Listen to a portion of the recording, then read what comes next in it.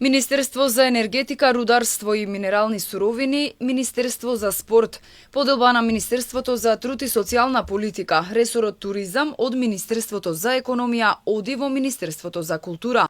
Реорганизацијата на институциите што ја планира ВМРО ДПМН откако ќе се формира новото мнозинство предвидува досегашната Агенција за млади и спорт да биде трансформирана во ново министерство, а секторот за млади да влезе во реконструираното за социјална политика, демографија и млади. Ресорот труд пак од досегашното Министерство за труд и социјала влегува во Министерството за економија. Се планира и Министерството за информатичко општество и администрација да стане за дигитална трансформација.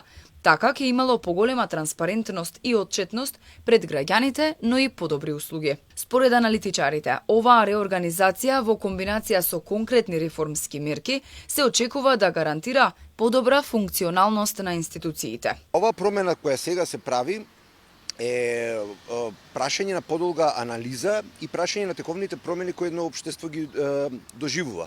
Со оглед на победничката партија на претходните избори, нели, на актуелните на ВМРО ДПМН е дел од нивната програма и претпоставувам дека цело билдање на коалициски капацитети, стигање до токму тие 2/3 или 80 пратеници е со цел на тоа да покрај одредени аспекти сигурност и стабилност на владата се има и можност да се реализира токму овие промени кои ќе бидат дел од програмата.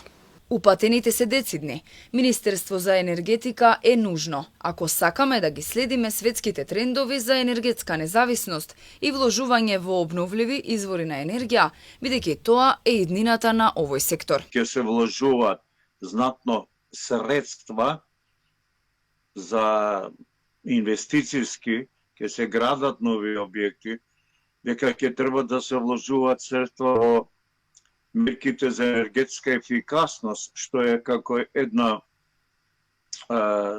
системско барање на ниво на Европската заедница, а и тоа е еден од најдобрите мерки со кои што се постигнува најдобар енергетски ресурс, би рекол за Македонија, мерките за енергетика. Очекувам да го направи ова министерство, бидејќи и најавено беше, го поздравувам, го посакувам, прижелкувам. За овие планови на ВМРО ДПМН ќе им биде потребно двотретинско мнозинство во парламентот.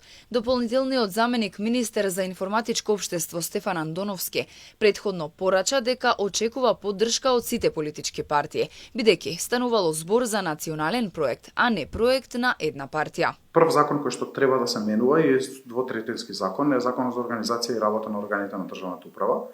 И јас кажувам дека тоа треба да биде национален проект, не може да биде само проект на една политичка партија. И заради тоа, начинот на кој што ќе се подготвува законот и ќе се носи во собранието нема да биде едностран. Секако ние како предлагачи, како идејни творци на овие министерства и затоа што произлегуваат од нашата програма, можеме да подготвиме определен драфт, определен нацрт. Во моментов има 16 министерства, а со планот на ВМРО ДПМН оваа бројка ќе се зголеми на 18. Од друга страна, партијата на Христијан Мицкоски има план за намалување на бројот на пратеници во собранието од 120 на 90.